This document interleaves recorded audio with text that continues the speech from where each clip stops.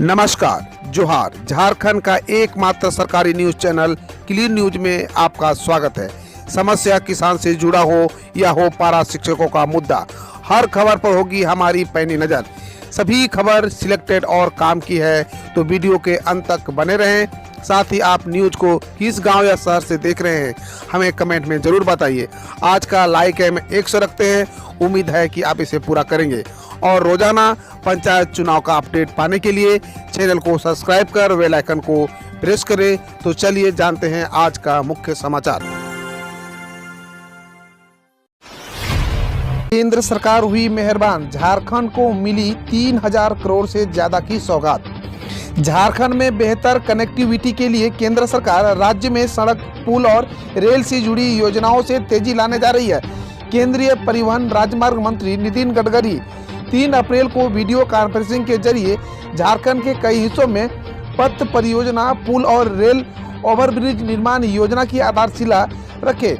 इन परियोजनाओं में राजधानी रांची के कचहरी चौक, पिस्का मोड़, बिजुपाड़ा और पिस्का मोड़ से पैमा तक सड़क निर्माण की परियोजना शामिल है। गडकरी 280 करोड़ की लागत से पिस्का मोड़ रांची से पैमा तक 4 लेन, 700 करोड़ की लागत से बरही से हजारीबाग पथ परियोजना का राष्ट्र को समर्पित करेंगे। झारखंड के गोड्डा वासियों के इंतजार की घड़ी हुई खत्म। 8 अप्रैल से सरपट दौड़ेगी हमसफर एक्सप्रेस ट्रेन। झारखंड में गोड्डा जिला वासियों का रेल से सफर करने का सपना शीघ्र साकार होने वाला है। जिला मुख्यालय गोड्डा को जोड़ने वाली हसडिया पोड़ियाहाट गोड्डा नई रेल लाइन पर ट्रेन सेवा शुरू होने का रास्ता साफ हो गया है। 8 अप्रैल से इस नई रेल लाइन पर हमसफर एक्सप्रेस की पहली ट्रेन परिचालन शुरू होने की उम्मीद है। मास्क के बिना नहीं कर पाएंगे यात्रा, टिकट का पैसा हो जाएगा बर्बाद। देश भर में कोरोना वायरस से पिछले 24 घंटे में 469 लोगों की जान चली गई। घातक कोरोना वायरस की संक्रमणता को बढ़ता देख प्रदेश सरकारें कई नियम लागू कर रही है। साथ ही एयरपोर्ट, ट्रेन, बस, बाजार में आपदा प्रबंधन से जुड़े दिशा निर्देशों को पालन करने के लिए भी कई नियम बनाए जा रहे हैं। झारखंड में नए नियम लागू किए गए हैं। इसके तहत अब राज्य में टिकट रहने पर भी मास्क नहीं पहनने वालों को यात्रा नहीं करने दी जाएगी। राम मंदिर के लिए झारखंड से मिले 21 करोड़ रुपये। अयोध्या में बनने वाले भव्य राम मंदिर के निर्माण के लिए 44 दिनों तक चले निधि समर्पण अभियान में लगे कार्यकर्ता झारखंड के 20,757 गांवों तक पहुंचने में सफल रहे। 28,187 कार्यकर्ताओं ने 28,01,876 परिवारों तक संपर्क किया। 21 करोड़ 10,68,649 रुपये का लोगों से सहयोग मिला। ये बातें विश्व हिंदू परिषद के प्रांत मंत्री डॉक्टर वीरेंद्र साहू ने अभियान के संबंध में जानकारी देते हुए कही। वे रांची में हिंदू परिषद के प्रांत कार्यालय में आयोजित प्रांतीय बैठक में उपस्थित लोगों से संबोधित कर रहे थे। जेपीएससी के परीक्षा की तैयारी अधूरी, 25 अप्रैल को नहीं होगी सिविल सेवा पीटी परीक्षा। झारखंड लोक सेवा आयोग द्वारा संयुक्त सिविल सेवा प्रारंभिक परीक्षा अब 25 अप्रैल को नहीं ली जा रही है। आयोग नई तिथि की घोषणा जल्द करेगा। जिला प्रशासन द्वारा केंद्र का अब तक निर्धारण नहीं करने के कारण अब आयोग ने नई तिथि पर प्रारंभिक परीक्षा लेने का निर्णय लिया है। 27 लाख छात्र बिना एग्जाम के हुए प्रमोट। झारखंड में पहली से 8वीं क्लास के लिए एडमिशन हुआ शुरू। सभी स्टूडेंट को घर पहुंचाई जाएगी किताबें। झारखंड में पहली से 8वीं तक के लगभग 27 लाख छात्रों को बिना परीक्षा के ही अगली क्लास में प्रमोट कर दिया गया है। अब राज्य के स्कूलों में एडमिशन की प्रक्रिया भी शुरू कर दी गई है। प्राथमिक शिक्षा निदेशक भुवनेश प्रताप सिंह ने सभी स्कूल के प्रिंसिपल को एडमिशन शुरू करने के निर्देश दिए हैं। उन्होंने कहा कि एडमिशन पूरे होने के बाद किताबें बांटने का काम किया जाएगा, जिससे छात्रों की पढ़ाई प्रभावित न हो।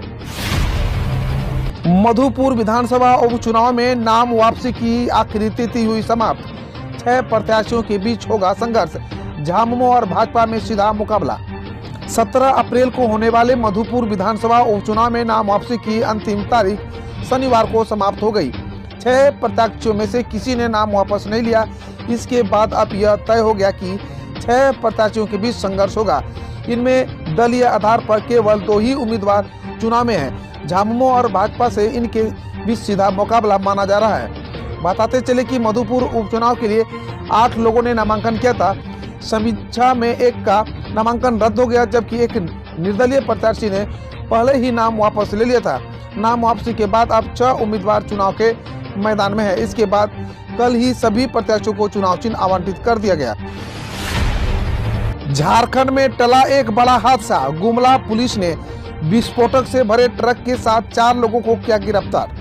झारखंड की गुमला पुलिस लगातार नक्सली गतिविधियों के विरुद्ध विशेष सर्च अभियान चला रही है, जिसका नेतृत्व अपर पुलिस अधीक्षक ब्रजेश मिश्रा कर रहे हैं। उस टीम ने सीआरपीएफ के साथ मिलकर छापेमारी अभियान चलाया और गुमला सदर थाना क्षेत्र के करौंदी गांव के समीप ट्रैक्टर पर लदा विस्फोटक बरामद किया। इसके अलावा ट्रैक्टर के साथ 4 व्यक्तियों को भी गिरफ्तार किया गया है। झारखंड में फिर से बंद हो सकते हैं स्कूल, तैयारियां में है जुटी सरकार। कोरोना वायरस संक्रमण का सबसे अधिक प्रभाव बच्चों की शिक्षा पर पड़ा है।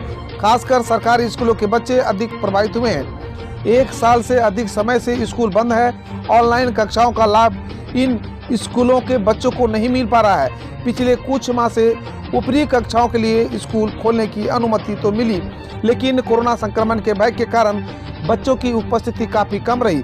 संक्रमण बढ़ने के कारण ऊपरी कक्षाओं के लिए भी स्कूल फिर से बंद करने की संभावना बढ़ गई है।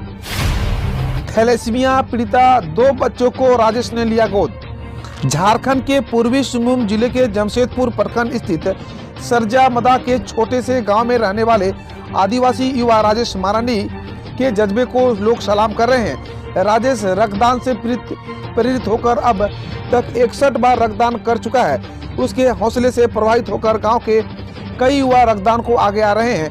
हाल ही में राजेश मारांडी ने थैलेसीमिया के पीड़ित 2 बच्चियों को गोद लेकर यह साबित कर दिया कि वह रक्तदान के प्रति अपने अभियान को जारी रखेंगे। तो चलिए आप खबर जानते हैं देश विदेश से। मुख्यमंत्री योगी का सख्त निर्देश, सार्वजनिक स्थानों पर मास्क न लगाने वाले पर होगी कार्रवाई। उत्तर प्रदेश में सार्वजनिक स्थानों पर मास्क न लगाने वाले के खिलाफ कार्रवाई होगी। मुख्यमंत्री योगी आदित्यनाथ ने इस संबंध में अधिकारियों को जरूरी जानकारी दी है। उन्होंने कहा, कोरोना संक्रमण को फैलने से रोकने के लिए मास्क का अनिवार्य उपयोग, सैनिटाइजेशन और 2 गज की दूरी का पालन सुनिश्चित किया जाए। ट्रेसिंग, ट्रैकिंग और ट्रीटमेंट की प्रभावी व्यवस्था की जाए। सीएम अपने सरकारी आवास पर कोरोना संक्रमण की रोकथाम व इलाज की व्यवस्थाओं की समीक्षा कर रहे थे। उन्होंने कहा कि प्रदेश भर में L2 व L3 कोविड अस्पतालों की संख्या बढ़ाई जाए।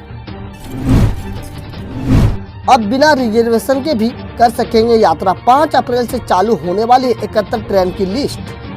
भारतीय रेलवे अधिक अनारक्षित ट्रेन सेवाओं का संचालन शुरू करने के लिए तैयार है। रेल यात्रियों के लिए परिवहन सुविधाओं को बढ़ाने के उद्देश्य से राष्ट्रीय ट्रांसपोर्ट 5 अप्रैल 2021 से 71 अनारक्षित ट्रेन सेवाएं शुरू करने जा रही है। रेल मंत्री पीयूष गोयल के अनुसार ये 71 अनारक्षित ट्रेनों यात्रियों के लिए सुरक्षित और आरामदायक यात्रा सुनिश्चित करेगी।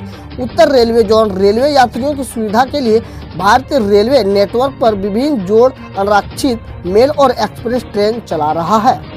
आपको बता दें कि रेलवे ने 5 अप्रैल से जिन 71 लोकल ट्रेन चलाने की घोषणा की है, उनमें से 17 दिल्ली एनसीआर से संबंधित इन सभी ट्रेन को एक्सप्रेस बनाकर चलाने का फैसला किया गया। 5 अप्रैल से पानीपत, कुरुक्षेत्र, गाजियाबाद, रेवाड़ी, पलवल, सहारनपुर, अंबाला, शामली और आदि रूट पर ट्रेन चलेगी। इससे रोजाना सफर करने वाले लाखों यात्रियों को लाभ मिलेगा। एमपी में फाइनल परीक्षाएं 12 अप्रैल से। 9वीं व 11वीं की परीक्षाएं घर से देंगे छात्र। कक्षा 9वीं व 11वीं की परीक्षाएं घर से ले जाएगी। ऑफलाइन परीक्षाएं आयोजित नहीं की जा रही है। यह बयान स्कूल शिक्षा मंत्री इंद्र सिंह परमार ने दिया है। उन्होंने कहा कि कोरोना के बढ़ते संक्रमण के बीच परीक्षाएं ऑफलाइन नहीं ली जा सकती। घरों से परीक्षा देने के दौरान छात्र छात्राओं को प्रश्न पत्र घर पर भेजे जाएंगे। स्टूडेंट कॉपियां स्कूल में जमा कराएंगे। ये फैसला बच्चों की सुरक्षा के चलते लिया गया है। सभी आयु वर्ग के लिए कोविड-19 टीकाकरण शुरू करने की दे अनुमति, केंद्र से केजरीवाल का कहना है। दिल्ली के मुख्यमंत्री अरविंद केजरीवाल ने केंद्र सरकार से सभी आयु वर्ग के लोगों के लिए कोविड-19 टीकाकरण शुरू करने की अपील की है। उन्होंने कहा, अप्रैल महीने के सभी दिन टीकाकरण करने के केंद्र के निर्णय की सराहना करता हूं। केजरीवाल का कहना, मैं स्कूल और सामुदायिक केंद्रों में भी टीकाकरण शुरू करने का अनुरोध करता हूं ताकि ज्यादा से ज्यादा लोगों तक पहुंच सके। कर्नाटक के एक स्कूल में 26 छात्र मिले कोविड-19 पॉजिटिव, ऑफलाइन कक्षाएं हुई रद्द। कर्नाटक के वसावानहल्ली हाई स्कूल और कॉलेज में 26 विद्यार्थियों के शनिवार को कोविड-19 पॉजिटिव मिलने के बाद वहां ऑफलाइन कक्षाएं निलंबित कर दी गई है। वहीं कोरोना के बढ़ते मामलों के मद्देनजर कर्नाटक सरकार ने नई गाइडलाइंस जारी कर राज्य में जिम व स्विमिंग पूल बंद कर दिए हैं। राज्य में विरोध प्रदर्शन व रैलियों पर प्रतिबंध लगाया गया है। भारत ने ताइवान में हुए रेलवे हादसे पर जताया दुख, करीब 50 लोग की हुई थी मौत। भारत के विदेश मंत्रालय ने ताइवान में हुए रेलवे हादसे पर दुख जताते हुए मृतक के परिजनों के प्रति संवेदना व्यक्त की है। मंत्रालय ने हादसे में घायल लोगों को जल्द स्वस्थ होने की कामना भी की है। गौरतलब है कि एक ट्रक से टकराने के बाद ट्रेन पटरी से उतर गई थी, जिसमें से करीब 50 लोग की मौत हो गई थी। कोविड-19 प्रभावित 10वीं व 12वीं की छात्राओं के लिए प्रैक्टिकल परीक्षा आयोजित करेगी सीबीएसई। कोविड-19 से संक्रमित और कोविड-19 से प्रभावित कक्षा 10वीं व 12वीं की छात्राओं के लिए केंद्रीय मध्य विद्यालय शिक्षा बोर्ड 11 जून से पहले प्रैक्टिकल परीक्षा का आयोजन करेगा। सीबीएसई ने गुरुवार को नोटिफिकेशन जारी कर कहा कि ऐसे छात्रों की प्रैक्टिकल परीक्षा संबंधित क्षेत्र के अधिकारी के परामर्श से उचित समय पर आयोजित की जाएगी। शख्स ने पीएम मोदी व शेख हसीना की तस्वीरों से बनाया अपमानजनक वीडियो, हुआ अरेस्ट। प्रधानमंत्री नरेंद्र मोदी और उनके बांग्लादेशी समकक्ष शेख हसीना का मजाक उड़ाते हुए म्यूजिक वीडियो बनाने को लेकर बांग्लादेश में एक 19 वर्षीय शख्स को गिरफ्तार किया गया है। पुलिस का कहना है उसने बांग्लादेशी और भारतीय प्रधानमंत्री नरेंद्र मोदी की तस्वीरों से अपमानजनक म्यूजिक वीडियो बनाकर उसे अपने फेसबुक टाइमलाइन पर पोस्ट किया था। शख्स को 14 साल तक जेल की सजा हो सकती है। एमपी के 4 जिलों में सोमवार सुबह तक लागू किया गया लॉकडाउन। मध्य प्रदेश के छिंदवाड़ा और बैतूल, खरगोन और रतलाम में सोमवार सुबह तक लॉकडाउन लागू किया गया है। बैतूल के कलेक्टर ने बताया कि जिले में 2 अप्रैल की रात 10 बजे से 5 अप्रैल की सुबह 6 बजे तक लॉकडाउन रहेगा।